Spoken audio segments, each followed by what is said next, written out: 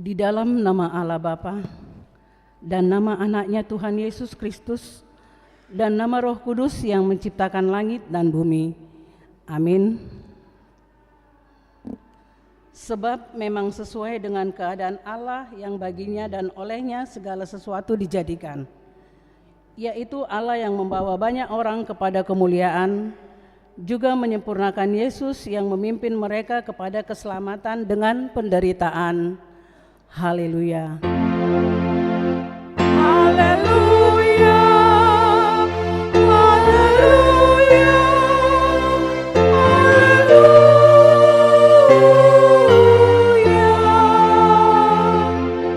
Marilah kita berdoa. Ya Bapa kami yang di surga, Engkau telah mengutus anak-Mu Tuhan Yesus Kristus ke dunia ini untuk membinasakan iblis. Sadarkanlah dan ingatlah kami dengan Roh Kudus, agar kami jangan terlena dalam dosa, tetapi kami hidup dalam damai, sampai kami masuk ke dalam kehidupan kekal, karena Yesus Kristus Tuhan kami. Amin.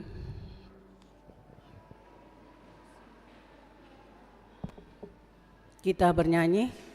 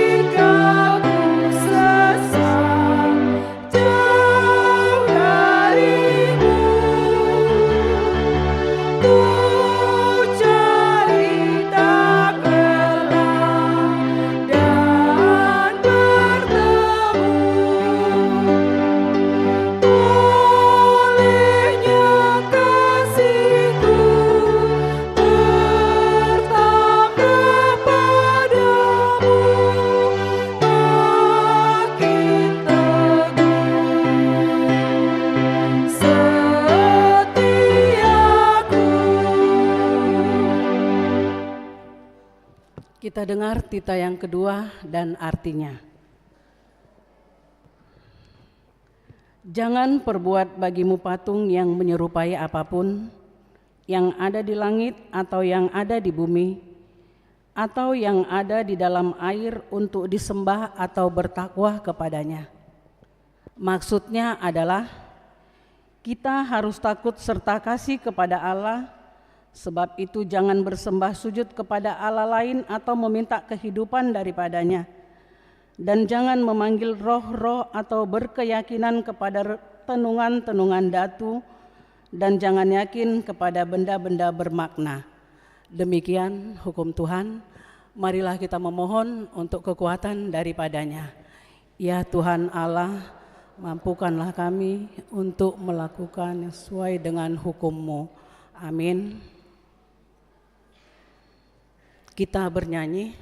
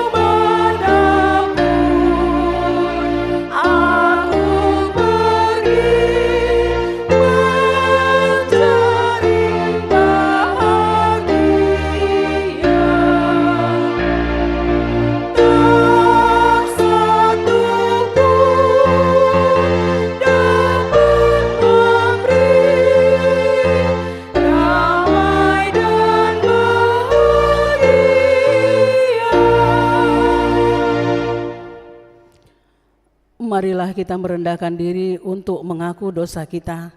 Kita berdoa. Ya Tuhan kami yang Maha Kasih dan Maha Kudus, Bapa kami di dalam Yesus Kristus, setiap kali kami datang ke hadapan-Mu, kami merasa bahwa kasih-Mu sangat kami butuhkan. Karena itu kami datang merendahkan diri hari ini kepada-Mu dan mengaku bahwa kami sering seperti domba yang sesat menyimpang dari jalan yang benar. Janganlah Engkau mengucilkan kami dari kehidupan-Mu oleh karena dosa dan pelanggaran kami. Karena Engkau tidak menginginkan kematian dari orang fasik, melainkan Engkau menginginkan pertobatan agar dia selamat. Ampunilah segala kesalahan dan pelanggaran kami dengan perantaraan penghulu kami yang tunggal itu, Anak-Mu Tuhan Yesus Kristus. Tetapkanlah anugerah-Mu bagi kami dengan perantaraan kesaksian dan kuasa Roh Kudus, supaya kami terhibur dan datang memanggil Engkau, dan agar segala perbuatan dan kelakuan serta pikiran kami menjadi kemuliaan bagi nama-Mu yang kudus itu. Amin. Janji Tuhan tentang pengampunan dosa. Namun jika seseorang berbuat dosa, kita mempunyai seorang pengantara pada Bapa, yaitu Yesus Kristus, yang adil, dan Ia adalah pendamaian untuk segala dosa kita, dan bukan untuk dosa kita saja, tetapi juga untuk dosa seluruh dunia. Demikian kemuliaan bagi Allah di tempat yang maha tinggi. Amin.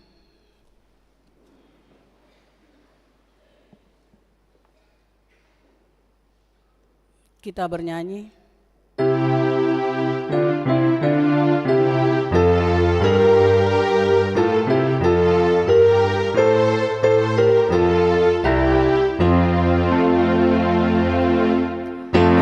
Bersyukur hatiku memuji kasih-Mu, ya Tuhanku. Kau berikan jalanku di dalam putra-Mu ke rumah-Mu. Kiranya hatiku setia padamu, ya Tuhanku. Bersama-Mu Tuhan, aku bahagia selamanya.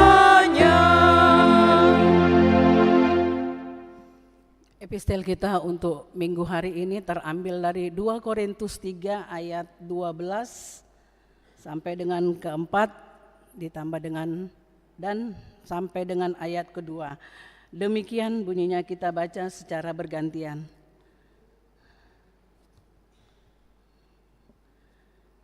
Karena kami mempunyai pengharapan yang demikian, maka kami bertindak dengan penuh keberanian.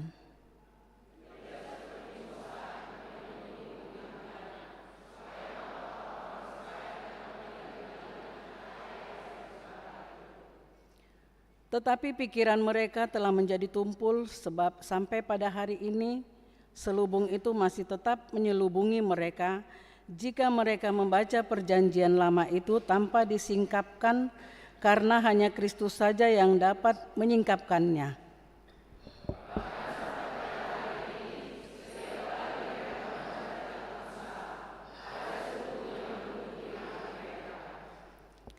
Tetapi apabila hati seorang berbalik kepada Tuhan, maka selubung itu diambil daripadanya.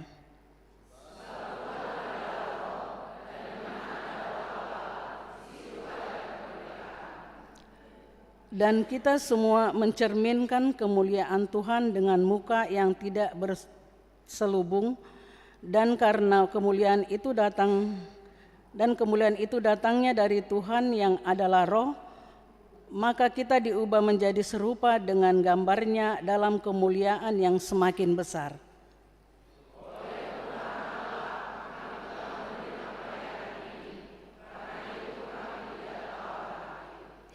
Tetapi kami menolak segala perbuatan tersembunyi yang memalukan, Kami tidak berlaku licik dan tidak memalsukan firman Allah.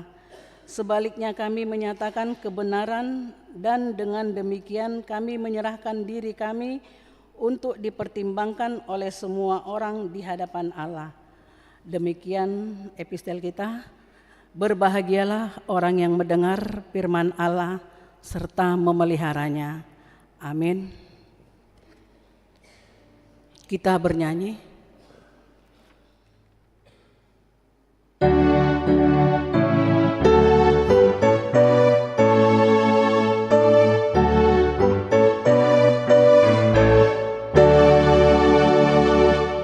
Firman dan perintah Tuhan ku taati selalu, akan selamatlah jiwaku oleh firman Tuhanku.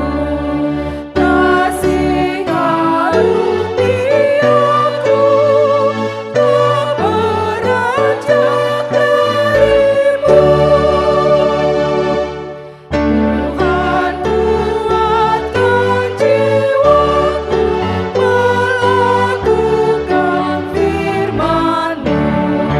Jangan bimbang pikiranku menantikan janji-Mu.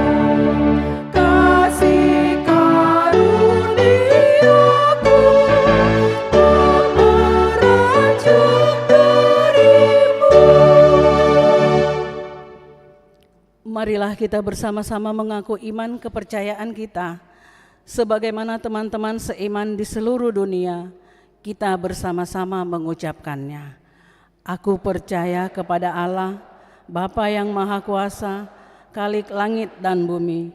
Aku percaya kepada Yesus Kristus, Anaknya yang tunggal, Tuhan kita, yang dikandung daripada Roh Kudus, lahir dari anak darah Maria, yang menderita sengsara di bawah pemerintahan Pontius Pilatus, disalibkan, mati dan dikuburkan, yang turun ke dalam kerajaan maut, pada hari yang ketiga bangkit pula dari antara orang mati, naik ke surga, duduk di sebelah kanan Allah, Bapa yang Maha Kuasa. Dari sana akan datang kelak untuk menghakimi orang yang hidup dan yang mati. Aku percaya kepada Roh Kudus dan adanya satu gereja yang kudus, persekutuan orang kudus, pengampunan dosa, kebangkitan daging, dan hidup yang kekal. Amin.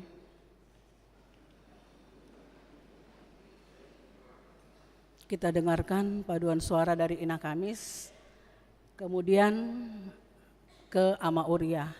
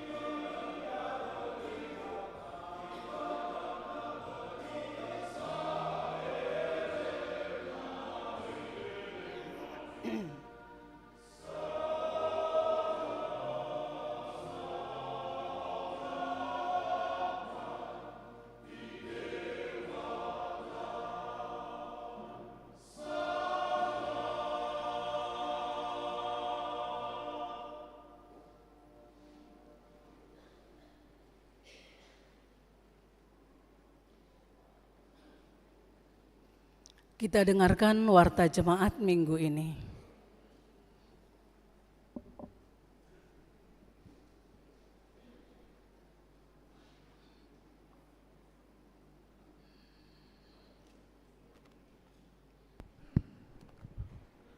Salam, selamat hari Minggu bagi kita semua. Marilah kita ikuti sejenak warta jemaat gereja kita pada Minggu 2 Maret 2025. Satu, nama minggu. Nama minggu kita hari ini Minggu Estomii. Topik minggu menyatakan cahaya kemuliaan Tuhan. Dua, kelompok KOR di ibadah hari Minggu 9 Maret 2025 pukul 7.30 mengisi KOR gabungan perempuan, ama salum dan lansia. Pukul 10 mengisi KOR ama huria and harmonics and AKBP. Pukul 17 mengisi KOR remaja dan ama Jericho. 3. Ibadah minggu pukul 7.30 kita memakai ibadah minggu pukul 7.30 WIB di tanggal 9 Maret 2025 kita memakai ibadah bahasa Batak. 4. Kebaktian sektor. Selasa 4 Maret sektor Korintus OP. Selasa 4 Maret Judea, kalau sektor Judea di keluarga F Manulang Boru Utagalung. Sektor Kanaan di keluarga Nyonya B Silaban Boru Aritonang. Sektor Efesus BPA sektor. Sektor Galatia keluarga T Si Ombing Boru Sitanggang. Sektor Filipi keluarga Nyonya Turnip Boru Napi Tupulu. Rabu 5 Maret di sektor Sion keluarga H Siagian Boru Purba. Sektor Betania keluarga G Napi Tupulu Boru Sianture. Sektor Roma keluarga J Utapea Boru Hasugian. Sektor Nazaret keluarga Nyonya ST Siagian Boru Sialagan. Sektor Kolose keluarga Nyonya S Simanjuta Boru Tobing. Sektor Bethlehem keluarga STF Siahan Boru Sianiapar. Alamat mari kita baca di warta. 5. Sinode Distrik. Pada hari Rabu 5 Maret 2025 diadakan Sinode Distrik Program Kerja dan Anggaran 2025 bertempat di Gereja AKBP Cileungsi. Mulai pukul 8 WIB diikuti oleh Amang Pendeta Adolf Tasman Nababan STA. Sintua O Manulang Utusan Sinode Distrik dan ST L Manalu Utusan Sinode Godang. Mari kita doakan semoga acara berjalan dengan baik. 6. Pemekaran sektor Sion.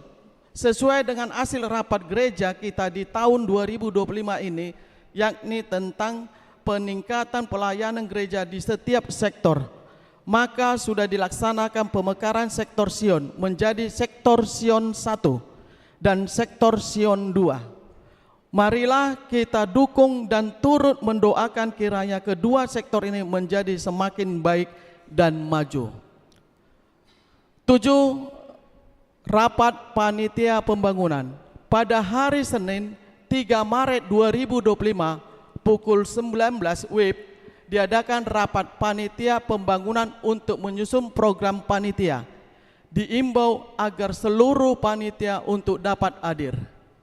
8. Pemilihan calon sintua. Sesuai dengan kebutuhan pelayan di sektor, yakni sektor Sion, Korintus, Bethlehem, Efesus dan sektor lainnya yang membutuhkan tambahan untuk kebutuhan pelayanan di sektor. Kami beritahukan kepada seluruh sektor agar mengadakan pemilihan untuk calon sintua dengan ketentuan umur minimal 25 tahun dan umur maksimal 50 tahun. Warta tambahan, jemaat meninggal.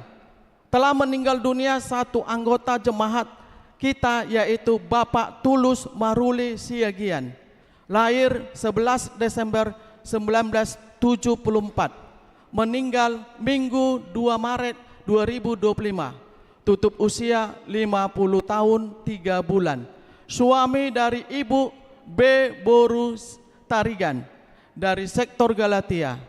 Tuhan kiranya menguatkan dan menghibur seluruh keluarga yang ditinggalnya.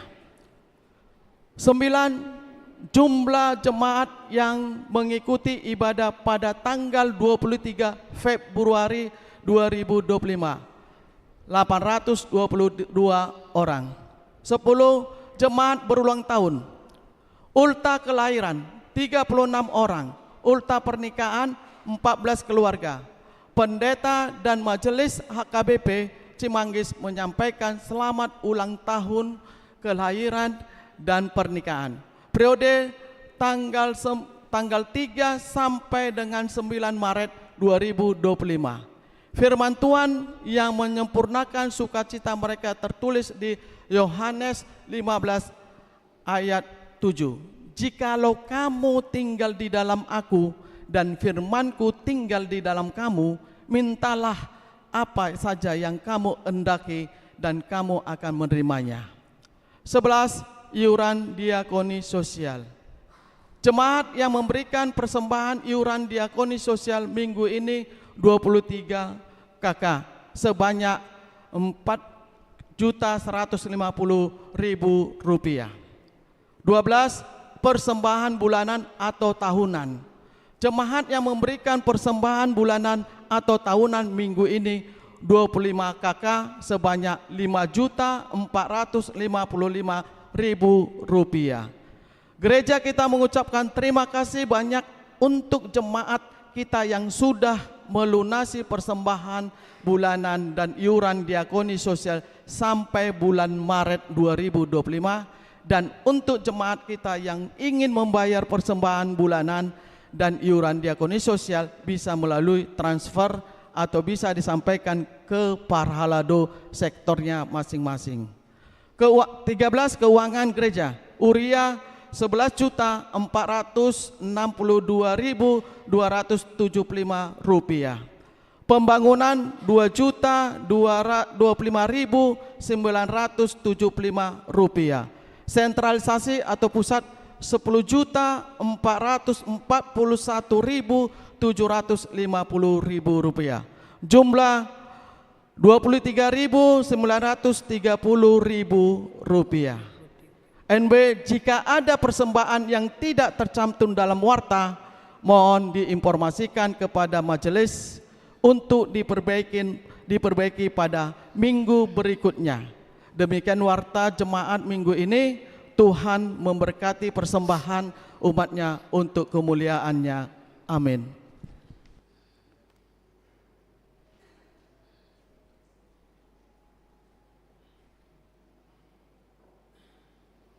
Kita dengarkan paduan suara dari Naposubulung.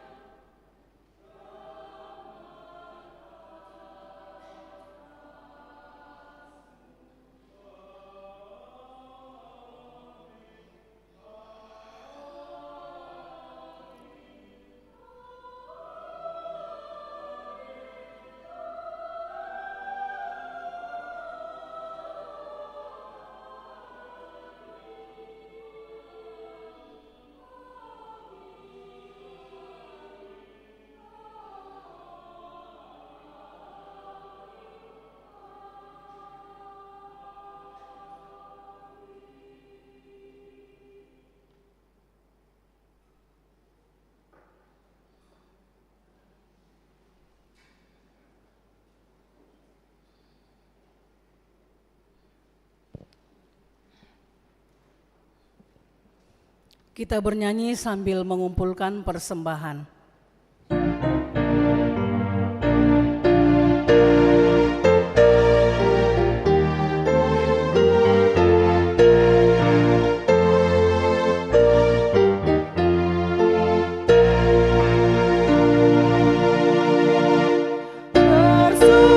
Bersukacita pujilah Allah Maha Kuasa. Dia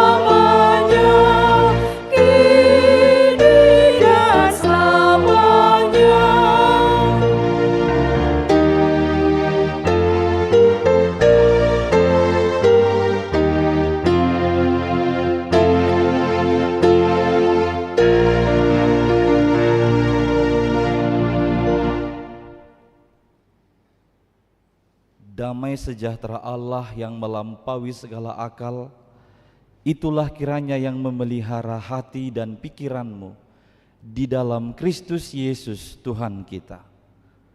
Amin. Jemaat yang dikasihi Kristus, terimalah firman Tuhan yang ditetapkan pada minggu hari ini, tertulis dalam kitab Keluaran pasal 34 ayat 29 sampai dengan ayat 35. Begini firman-Nya. Ketika Musa turun dari gunung Sinai, kedua loh hukum Allah ada di tangan Musa ketika ia turun dari gunung itu. Tidaklah ia tahu bahwa kulit mukanya bercahaya oleh karena ia telah berbicara dengan Tuhan. Ketika Harun dan segala orang Israel melihat Musa, tampak kulit mukanya bercahaya, maka takutlah mereka mendekati dia. Tetapi Musa memanggil mereka, maka Harun dan segala pemimpin jemaah itu berbalik kepadanya, dan Musa berbicara kepada mereka. Sesudah itu mendekatlah segala orang Israel, lalu disampaikannyalah kepada mereka segala perintah yang diucapkan Tuhan kepadanya di atas gunung Sinai. Setelah Musa selesai berbicara dengan mereka, diselubunginyalah mukanya. Tetapi apabila Musa masuk menghadap Tuhan untuk berbicara dengan dia, ditanggalkannyalah selubung itu sampai ia keluar. Dan apabila ia keluar, dikatakannya kepada orang Israel apa yang diperintahkan kepadanya. Apabila orang Israel melihat muka Musa, maka bahwa kulit muka Musa bercahaya, maka Musa menyelubungi mukanya kembali sampai ia masuk menghadap Tuhan untuk berbicara dengan Tuhan. Sampai di sana pembacaan firman Tuhan. Jemaat yang dikasihi oleh Tuhan Yesus Kristus, di akhir Februari 2025 ini yang baru saja kita lalui, di negara kita telah ada aksi yang disebut dengan aksi Indonesia Gelap dan hashtag kabur aja dulu. Indonesia Gelap atau tagar kabur aja dulu ini dinilai sebagai bentuk kekecewaan rakyat terhadap kebijakan-kebijakan yang diambil oleh pemerintah. Tanpa mau memperkeruh suasana itu, hari ini gereja kita bukan secara kebetulan memberi sikap supaya setiap umat percaya, supaya setiap umat Kristen hadir di tengah-tengah bangsa ini memancarkan cahaya kemuliaan Tuhan. Di tengah-tengah keadaan Indonesia gelap ini atau tagar kabur aja dulu ini, kita dipanggil untuk dapat memancarkan cahaya kemuliaan Tuhan. Inilah menjadi topik minggu kita pada hari ini. Memancarkan cahaya kemuliaan Tuhan. Itu didasarkan pada peristiwa Musa yang mengalami perubahan pada wajahnya, pada kulit mukanya terlihat bercahaya di saat satu kali dia turun dari gunung Sinai setelah perjumpaannya dengan Tuhan Allah. Itu didahului dengan perjumpaan sekaligus puasa yang dilakukan oleh Musa 40 hari 40 malam.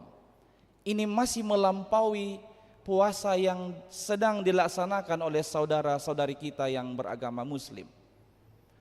Musa berpuasa 40 hari dan dia berpuasa itu tidak ada jadwal berbukanya. Karena disebutkan dia berpuasa 40 hari 40 malam. Di ayat 28 kita boleh membacanya, dan Musa ada di sana bersama-sama dengan Tuhan 40 hari 40 malam lamanya, tidak makan roti dan tidak minum air. Disitulah dia berjumpa dengan Tuhan, dan disitulah dia menuliskan Taurat Tuhan atau titah Allah ke dalam 2 loh batu tersebut. Setelah pertemuan dengan Tuhan inilah, setelah puasa 40 hari 40 malam inilah, Musa kemudian turun ke bawah dari Gunung Sinai dengan membawa 2 loh batu di tangannya.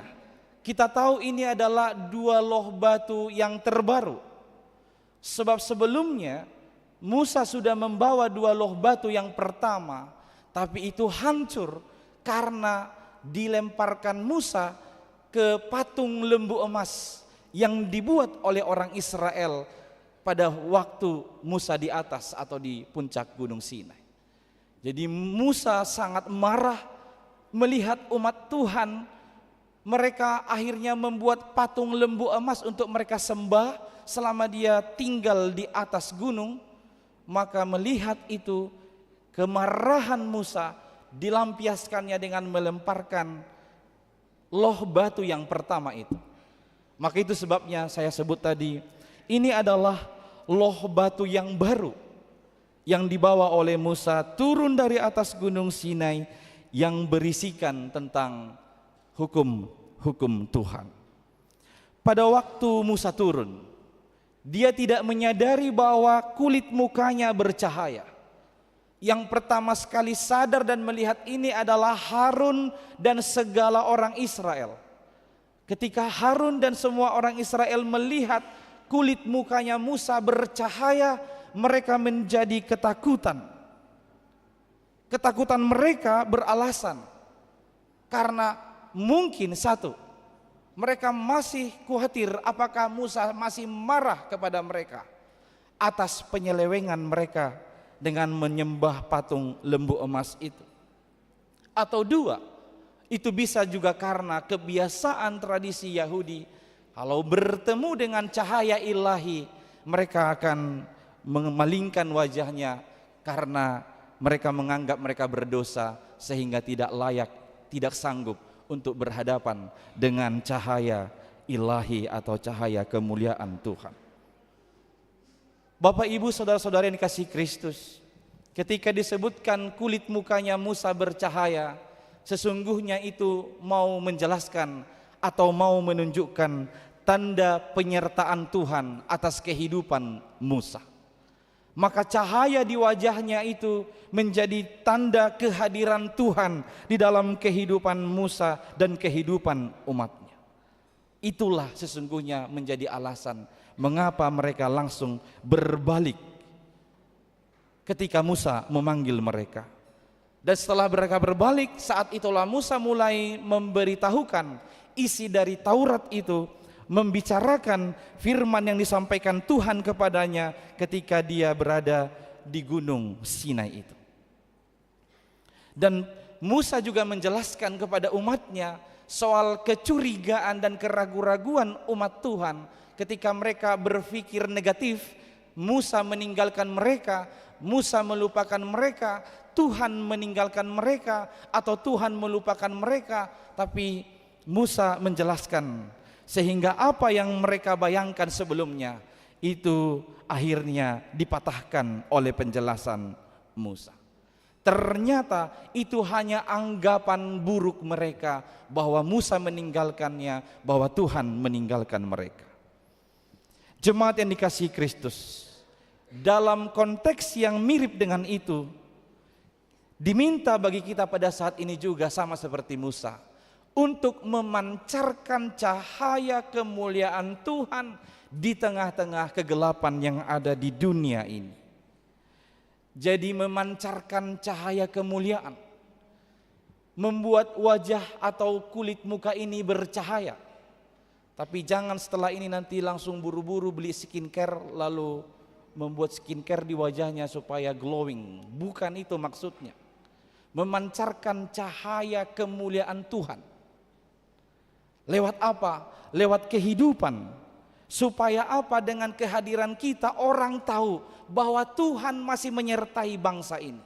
Dengan kehadiran kita dan pembawaan kita orang tahu bahwa Tuhan ada hadir di tengah-tengah bangsa ini. Itulah keinginan Tuhan yang harus kita tunjukkan lewat khotbah ini. Maka untuk mewujudkan itulah kita perlu memperhatikan 3 poin penting yang akan saya sebutkan ini. Untuk mewujudkan kita menjadi pancaran cahaya kemuliaan Tuhan di tengah-tengah kegelapan dunia ini. Poin yang pertama adalah milikilah relasi yang erat dengan Tuhan. Memiliki relasi yang intim dengan Tuhan. Musa bertemu dengan Tuhan tidak tanggung-tanggung 40 hari 40 malam. Dia berpuasa 40 hari 40 malam. Menunjukkan kesungguhan perjumpaannya dengan Tuhan. Coba bandingkan dengan kita ketika kita berjumpa dengan Tuhan dalam ibadah-ibadah yang kita ikuti, yang mungkin hanya 1 sampai 2 jam. Apakah kita masih bisa bertahan dalam 2 jam itu? Tidak mengalihkan pikiran ke hal yang lain, tidak menyibukkan diri dengan handphone dan game, tidak mengambil alih perhatian dengan naik turun tangga entah kemana. Kalau anak muda di sore hari sering itu mereka pergi ke warung di depan ini, gak pulang-pulang.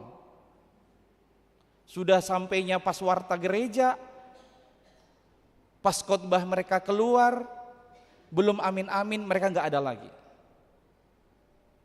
Coba bandingkan Musa 40 hari 40 malam. Dia itu ada di puncak Gunung Sinai. Kalau puncak Gunung Sinai itu berarti sekitaran 2285 mBPL. Suasananya diberitahukan sangat dingin, oksigennya sedikit.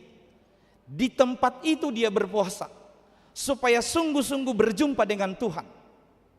Itu sebabnya cerita dari teman-teman yang pernah wisata rohani, kalau mereka mau naik ke puncak Gunung Sinai, dipastikan dulu dia harus benar-benar prima kesehatannya.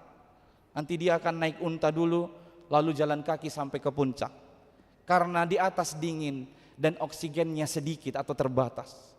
Lihat, di situasi itu dia berpuasa supaya sungguh-sungguh berjumpa dengan Tuhan. Kalau kita masih enak, duduk dengan tenang, pakai AC sepoi-sepoi, yang membuat kesejukan untuk beribadah dan bertemu dengan Tuhan. Coba bandingkan, apakah kita masih bisa memiliki keintiman yang sama seperti yang ditunjukkan oleh Musa? Apalagi kalau sudah tambah acara di gereja, misalnya perjamuan kudus. Saya selalu tegur ini bapak-bapak perjamuan kudus. Habis perjamuan kudus dari depan langsung turun ke bawah, bukan berdoa di bawah. Tidak bisa menahan diri sebentar saja, menderita sebentar saja. Kalau itu penderitaan ya, kalau tidak bisa merokok misalnya menjadi penderitaan, tidak bisa menderita sebentar saja.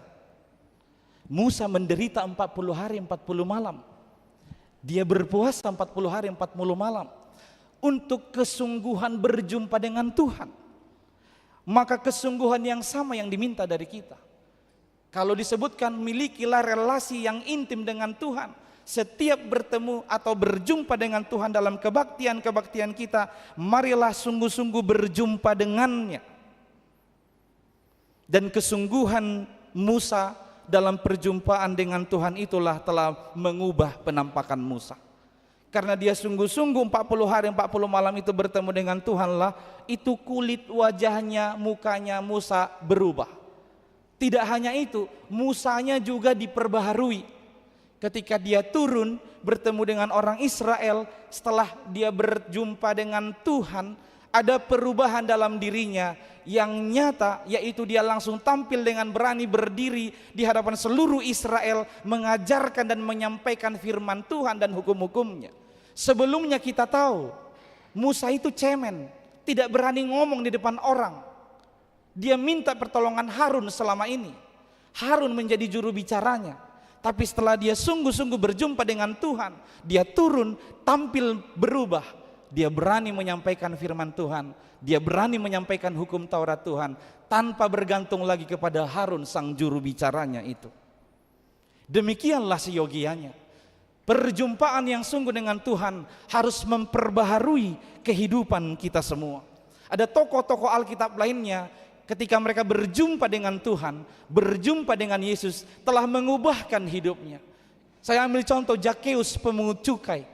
Ketika Zakheus pemungut cukai bertemu dengan Tuhan Yesus, yang dimana Yesus datang ke rumah Zakheus, saat itu juga setelah perjumpaan yang sungguh itu dengan Tuhan, Zakheus berubah. Dia langsung berkata kepada Yesus, "Ya Tuhan, aku akan menjual bahkan setengah dari hartaku ini dan membagi-bagikannya kepada orang miskin. Dan kalau ada yang sempat saya tagih lebih dari yang seharusnya, saya harus mengembalikan itu kepada mereka." Perjumpaannya dengan Tuhan telah mengubahkan hidupnya. Atau saya ambil contoh lain, satu lagi adalah Saulus. Ketika Saulus ditangkap Tuhan dalam perjalanan menuju Damaskus untuk menyiksa orang-orang Kristen, kita tahu Saulus setelah ditangkap Tuhan, setelah berjumpa dengan Tuhan, dia berubah menjadi seorang Paulus yang dengan berani mengabarkan Injil sampai dengan mati dia rela. Itu adalah akibat perjumpaan yang sungguh dengan Tuhan. Maka ini poin pertama Amang dan Inang, supaya kita bisa memancarkan cahaya kemuliaan Tuhan di tengah-tengah dunia yang gelap ini, miliki relasi yang intim dengan Tuhan. Lalu poin yang kedua, berbalik menerima Taurat Tuhan. Musa turun membawa divine law, hukum ilahi. Ketika dia turun membawa divine law, awalnya umat Israel itu berpaling darinya dan ketakutan. Tapi setelah dia panggil, akhirnya disebutkan Harun dan segala pimpinan dari orang-orang Israel berbalik kepadanya, kepada Musa, kepada Taurat Tuhan. Maka berbalik menerima Taurat Tuhan itu menjadi poin kedua atau cara kedua supaya kita semua bisa memancarkan cahaya kemuliaan Tuhan. Berbalik di sini itu memiliki arti yang sama dengan bertobat. Jadi Harun dan pemimpin-pemimpin Israel berbalik itu artinya mereka bertobat untuk hidup seturut dengan kehendak Tuhan, untuk hidup seturut dengan Taurat Tuhan. Itulah sebenarnya akibat dari perjumpaan itu. Harus sampai kepada sebuah pengakuan dan pertobatan. Perjumpaan dengan Taurat Tuhan harus membuat kita mengaku dosa dan bertobat. Itu dapat kita rasakan setiap minggu dalam urutan liturgi ibadah HKBP. Dalam liturgi ibadah kita itu dimulai dengan membaca Taurat, patik. Setelah patik nanti dibacakan oleh liturgis, lalu kita sambut dengan pengakuan dosa. Kemudian pertobatan. Nanti langsung dengan segera Tuhan tambahkan dengan kalimat pengampunan dosa. Di situ juga hendak ditegaskan bahwa perjumpaan dengan Taurat Tuhan harus membawa kita berbalik kepadanya, bertobat sesuai dengan kehendaknya dan sesuai dengan hukum-hukumnya. Pernah dikisahkan seorang perempuan berdosa bertemu dengan Tuhan Yesus ketika Yesus makan di rumah seorang bernama Simon, orang Farisi. Ketika perempuan berdosa ini sampai di rumah Simon, orang Farisi, dia langsung mendekat kepada Yesus dan dia bersujud di depan kaki Tuhan Yesus. Mulai itu dia tidak berhenti menangis di kaki Yesus, sehingga air mata perempuan berdosa ini menjadi air yang membasuh kaki Yesus. Lalu dia lepas rambutnya dia pakai untuk menyeka kaki Yesus, untuk melap kaki Yesus. Lalu dia nanti akan menuang minyak wangi-wangian dari botol yang dia bawa ke kaki Yesus. Tidak henti-hentinya perempuan berdosa itu mencium kaki Yesus. Itu adalah akibat pertemuan si perempuan berdosa ini dengan Yesus.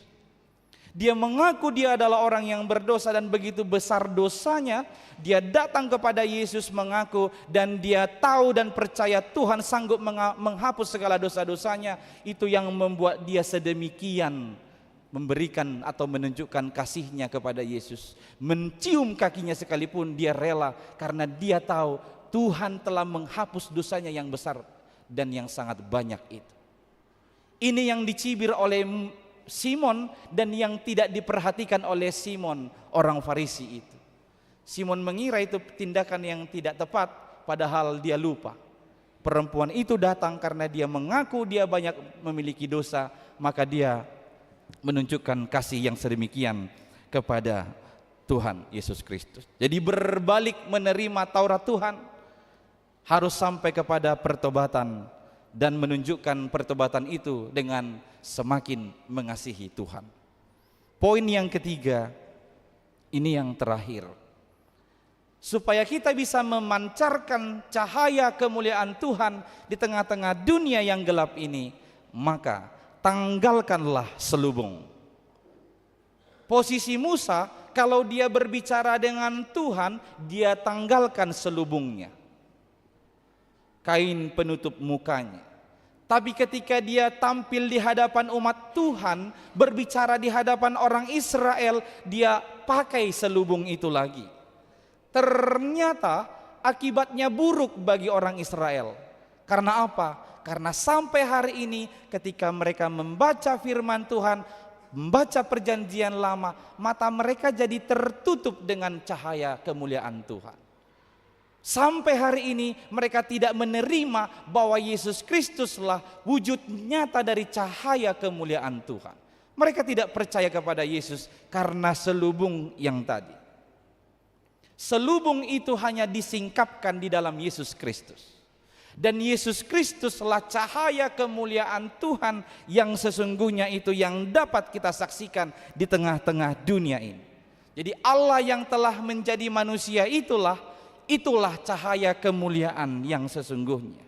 Oleh karena itulah tanggalkan selubung apapun itu, supaya kita bisa jelas melihat cahaya kemuliaan Tuhan, supaya cahaya itu juga jelas sampai ke kita untuk kita pancarkan kepada dunia yang gelap ini. Bagaimana kita menanggalkan selubung yang disebutkan tadi? Jawabannya, hati yang fokus kepada Tuhan, mendekat intim dengan Tuhan, dan melakukan semua perintahnya. Amin. Kita berdoa. Terima kasih ya Tuhan Allah kami, di tengah-tengah dunia yang semakin gelap, karena ketidakadilan, ketidakbenaran, dan kejahatan yang merajalela. Ada banyak kekecewaan yang dialami oleh setiap umat-Mu. Tapi firman-Mu mengingatkan kehadiran kami di tengah-tengah dunia ini, supaya kami sanggup memancarkan cahaya kemuliaan-Mu di tengah-tengah kegelapan ini. Ya Tuhan, tolonglah kami semua umat-Mu, supaya kami memiliki atau membangun relasi yang lebih intim dengan-Mu.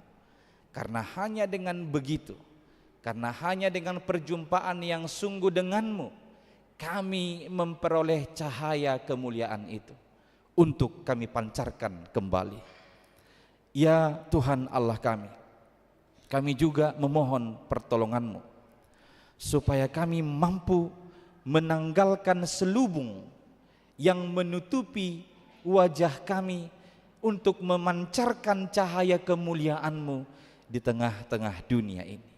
Biarlah dengan pengakuan akan segala kelemahan, dengan pertobatan yang sejati, kami tampil tanpa selubung untuk memancarkan kemuliaan-Mu.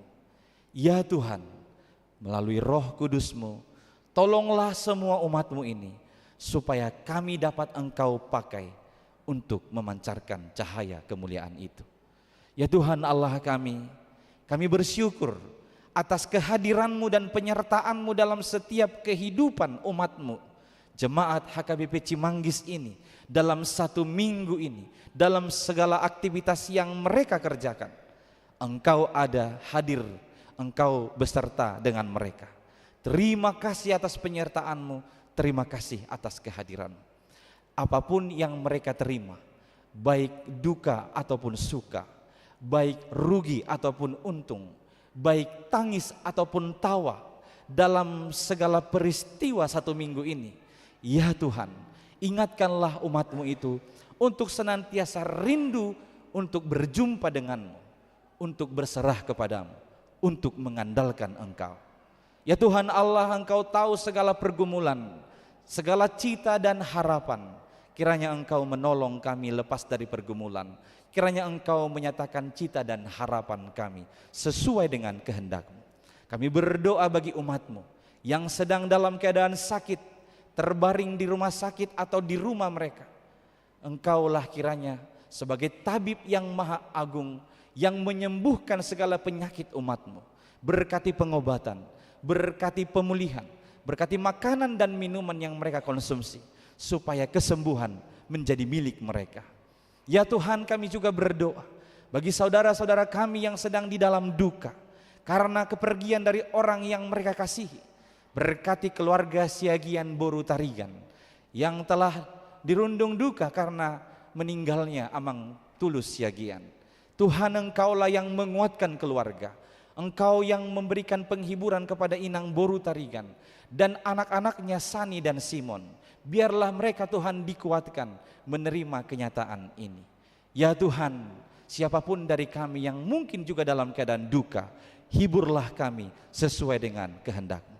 Dalam 1 minggu ini, dalam setiap aktivitas kami mau berjalan bersama-Mu, hadir dan sertailah kami semua. Hanya dalam Yesus Kristus kami berdoa kepadamu. Amin. Kita bernyanyi sembari menyerahkan persembahan yang kedua.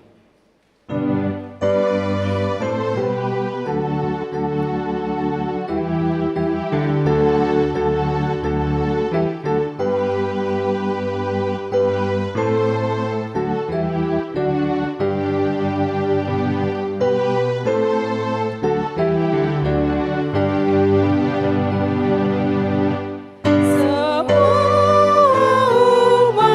Tuhan oleh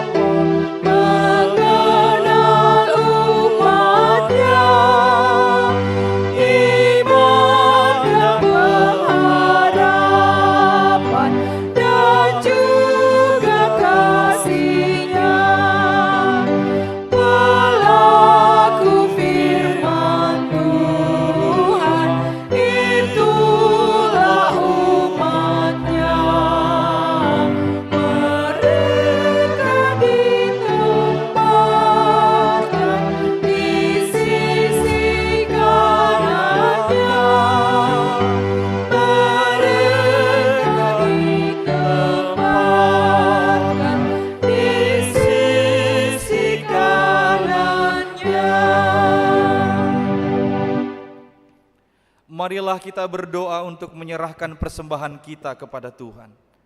Ya Allah Bapa kami yang di surga, kami mengaku bahwa Tuhan adalah sumber dari segala karunia yang melimpah dalam kehidupan kami masing-masing. Sebahagian daripada karunia itu, kami serahkan kembali sebagai persembahan kepada Tuhan. Terimalah dan berkatilah persembahan umat-Mu ini, agar dapat kami pergunakan untuk pekerjaan dan pelayanan kerajaan Tuhan di dunia ini. Bukalah hati kami untuk mengenal betapa banyak berkat dan karunia yang kami peroleh dari Tuhan, supaya kami senantiasa bersyukur kepadamu di dalam nama Yesus Kristus Tuhan kami. Amin. Tuhan karuniamu, roh dan jiwaku semua, nyawa juga hidupku, harta milikku semua, ku serahkan padamu untuk selama-lamanya. Bapa kami yang di surga, dikuduskanlah namamu, datanglah kerajaanmu, jadilah kehendakmu di bumi seperti di surga. Berikanlah kami pada hari ini makanan kami yang secukupnya, dan ampunilah kami akan kesalahan kami, seperti kami juga telah mengampuni orang yang bersalah kepada kami. Dan janganlah membawa kami ke dalam pencobaan, tetapi lepaskanlah kami daripada yang jahat. Karena Engkau punya kerajaan dan kekuasaan dan kemuliaan sampai selama-lamanya.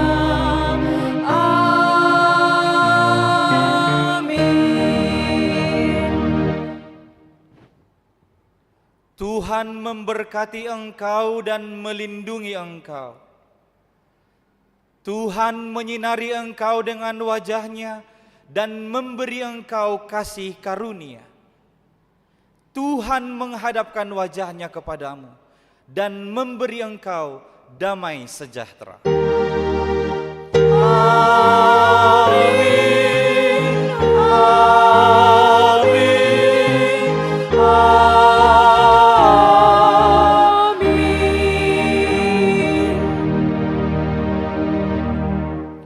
Shalom, selamat hari Minggu bagi kita semua. Salam.